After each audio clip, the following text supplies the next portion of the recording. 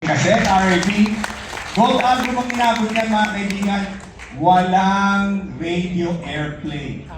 Walang promotion, walang marketing, it was very organic mga kaibigan.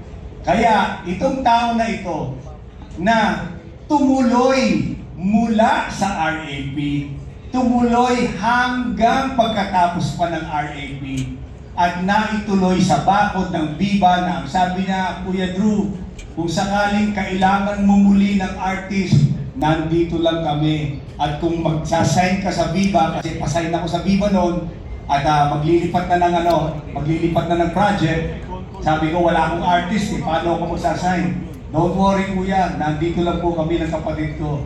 Mga kaibigan, ang tinutukoy ko, the one and only, Ali Jason Amirol! Ali! O Bibiglan!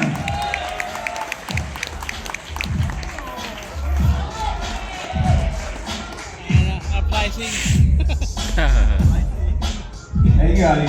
Thank you. Salamat. Para sa iyo ito. Humilingan sa iyo, si Kaset. Palakpakan po, Ali! Siyempre! Ali!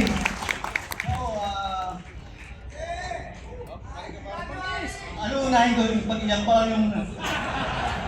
Pero hindi, sobrang heartfelt na pasasalamat sa isang tao na naniwala sa akin. Kaya nga meron akong lyrics na ang daming hindi na convincer sa panlabas ng ano. Walang iba nung time na yun na pwedeng mag-sign sa akin na tinutsura ko.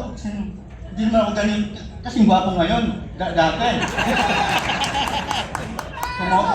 Kumomedy pa ako dito.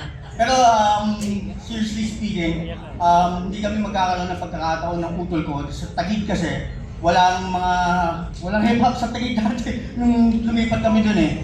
We're from Sampaloc yung dati.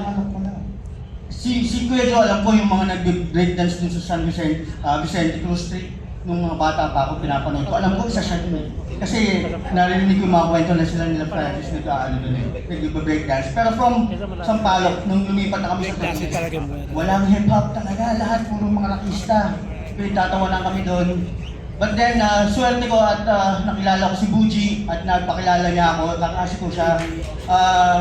Props kay Buji ng DFT, nagpakilala niya kay Kuya Andrew na swerte ko, kaapilido ko pala, espiritu kasi nanay ko eh.